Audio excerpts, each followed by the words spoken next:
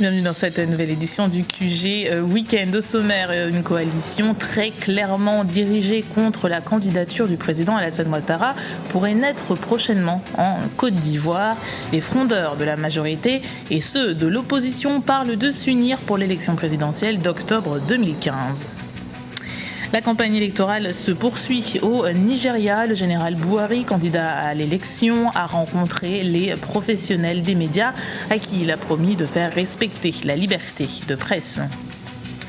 Objectif 7% de croissance sur le continent africain pour l'année 2015. L'Afrique a clôturé l'année 2014 avec un taux de création de richesse autour de 5%. Mais pour certains observateurs, la période actuelle est idéale pour lancer des réformes.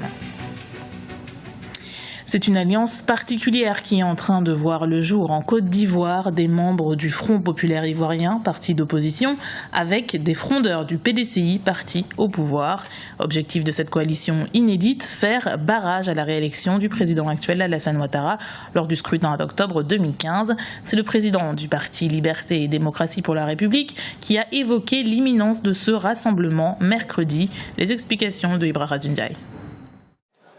La coalition de partis d'opposition anti-Ouattara s'organise en Côte d'Ivoire. Elle est composée des frondeurs du FPI, le Front populaire ivoirien, du PDCI, le Parti démocratique de Côte d'Ivoire, et de quelques formations politiques. Son objectif, remporter la présidentielle d'octobre 2015. La meilleure façon d'améliorer nos chances pour tous.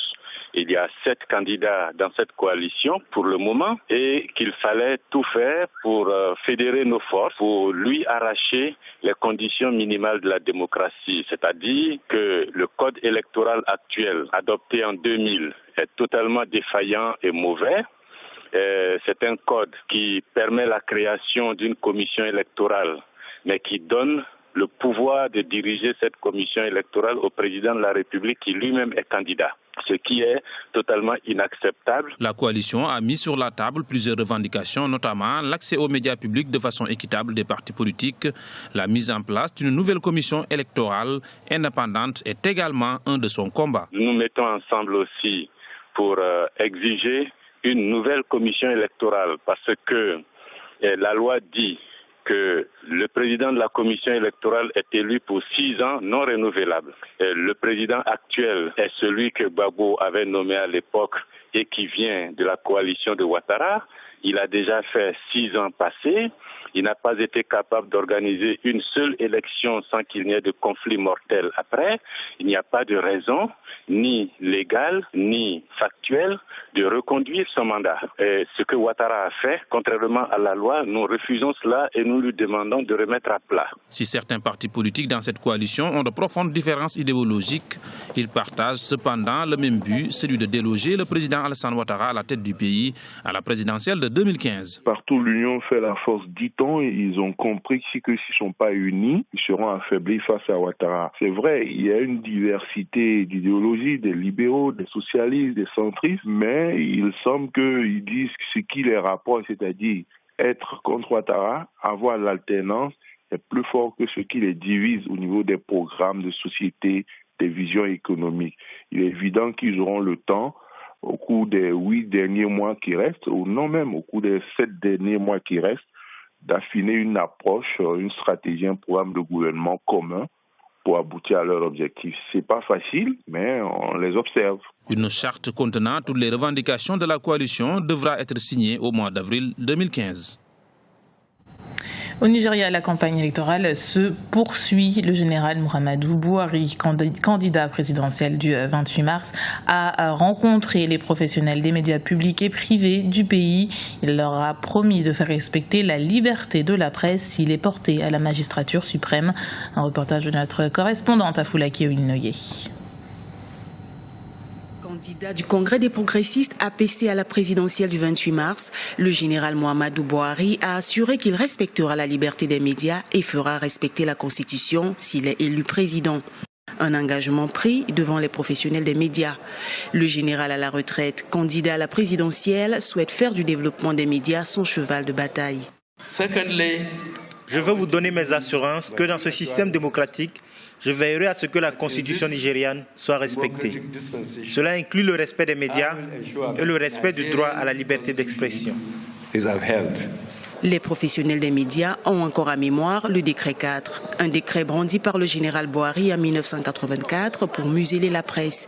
Se considérant aujourd'hui comme démocrate, le candidat à la présidentielle prétend que ces faits relèvent de son passé de chef d'État militaire. Je peux changer le présent et l'avenir. La dictature va de pair avec un régime militaire. Aujourd'hui, je dis que je suis un ancien militaire et maintenant, je suis prêt à gouverner suivant les normes démocratiques. À ce titre, le général Boari promet de se soumettre aux rigueurs d'élections démocratiques. Il exhorte la presse nigériane à utiliser les médias comme vecteur d'un discours public positif et à éviter les discours de haine. On reste au Nigeria où le président Goodluck Jonathan se montre confiant à l'approche de l'élection présidentielle. Les Nigérians doivent se rendre aux urnes dans une semaine, samedi 28 mars. Le chef de l'État, candidat à sa réélection, a déclaré vendredi sur les ondes que l'insurrection de Boko Haram serait maîtrisée d'ici un mois. Depuis le début de l'offensive menée conjointement par les armées tchadiennes, nigériennes et camerounaises, 36 localités ont été reprises au groupe islamiste. La secte qui a récemment fait allégeance à l'État islamique est responsable de la mort de 13 000 personnes depuis 2009. L'actualité économique, ce sont ces conférences internationales sur l'émergence, récemment en Côte d'Ivoire, ou des rassemblements de chefs d'entreprises africains à Genève ou d'autres sommets économiques. Ces forums sont légion et pour cause, selon certains observateurs, le moment est idéal pour prendre des réformes. Mais certains impératifs comme la sécurité doivent d'abord être réglés. Kekeli Afeto. L'Afrique est riche de ses atouts économiques. En 2014, le continent a enregistré un taux de croissance moyen supérieur à 5%. Il pourrait faire mieux, autour de 7%, pour espérer s'inscrire dans une émergence irréversible. Cette vision africaine passe impérativement par la mise en place des réformes économiques. Les budgets cumulés de tous les pays africains, c'est 600 à 650 milliards de dollars. Ils vont être durement impactés par la baisse du prix des matières premières et des mines. Donc ça fait 30, 40, 50 milliards de dollars qui vont manquer dans les caisses pour financer l'économie. Donc c'est le moment aujourd'hui de faire des réformes qu'on a peut-être évité de faire à un moment où tout allait bien, enfin bien est un grand mot, mais tout allait beaucoup mieux. Pour certains observateurs, le défi sécuritaire représente aussi un facteur important pour une croissance prospère. Les pays doivent coordonner leurs efforts pour assurer un climat des affaires sain. Certains de ces défis sont nouveaux, d'autres sont anciens. Ils ont une dimension locale, régionale ou mondiale. C'est le cas de type Boko Haram, qui cause la mort et la désolation dans la région du Sahel en Afrique. C'est la même chose comme l'attaque par Al-Shabaab dans la zone de l'Est de l'Afrique, qui a attaqué Westgate à Nairobi, comme dans d'autres régions que vous connaissez bien. Les risques que font courir ici hors de la loi et ceux qui les soutiennent posent un grave problème pour les perspectives de développement du continent. Et sa perception, son profil de risque, son climat d'investissement et son image de marque. L'amélioration de l'environnement des affaires, le défi sécuritaire, l'investissement dans la formation du capital humain, une longue liste en somme pour relever le défi du développement du continent. Déjà, la valeur totale des projets de BTP en Afrique a crû de 46% en 2014 pour atteindre 325 milliards de dollars. Un premier signe qui témoigne de ce que nombre d'acteurs économiques africains mettent tout en œuvre afin d'améliorer le positionnement de l'Afrique dans l'économie mondiale. Au Bénin, le port du casque est obligatoire pour les motocyclistes depuis le mois d'août 2014. Cette mesure de sécurité routière a rencontré un franc succès dès sa mise en application. Dans leur ensemble, les populations locales respectent la mesure, comme nous le montre ce reportage de notre correspondant Lefty Ounou. Le port de casque devient une obligation au Bénin avec l'arrêté 2011 numéro 2 0321 instauré par le préfet des départements de l'Atlantique et du littoral Placide Azandi. Depuis le samedi 2 août 2014, l'obligation du port de casque pour les engins 2 roues et leurs passagers est rentrée en vigueur dans les principales villes des départements de l'Atlantique et du littoral. Une mesure de sécurité qui au départ a suscité des mécontentements et des remous. À présent, elle est acceptée par tous. Nous avions demandé en ce moment-là de nous laisser sensibiliser nos clients pendant un temps, avant qu'on ne commence par réprimer. Aujourd'hui, grand merci que nos clients sont laissés et nous les transportons sans casque. Mais nous-mêmes, nous devons porter le casque car c'était une bonne chose. Aujourd'hui, le port du casque constitue un réflexe pour tout citoyen qui roule les engins 2 roues. Le casque protège la tête et sauve la vie. Non seulement ça permet de protéger la vie, mais il y a des petites nécessités que le casque nous permet de nous protéger contre. Les structures de sécurité routière s'engagent aux côtés du gouvernement pour l'application rigoureuse de cette mesure.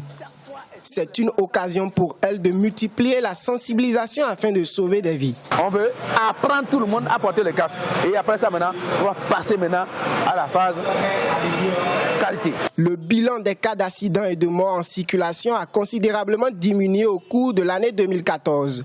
La promotion du port de casque et le reversement des 2 roues sur leur couloir de circulation sont à la base de cette réduction de cas d'accidents et de morts en circulation dans la capitale économique du Bénin. C'était le journal de la rédaction. Merci de l'avoir suivi. Retrouvez dans un instant une nouvelle édition du QG Week-end sur Africa 24.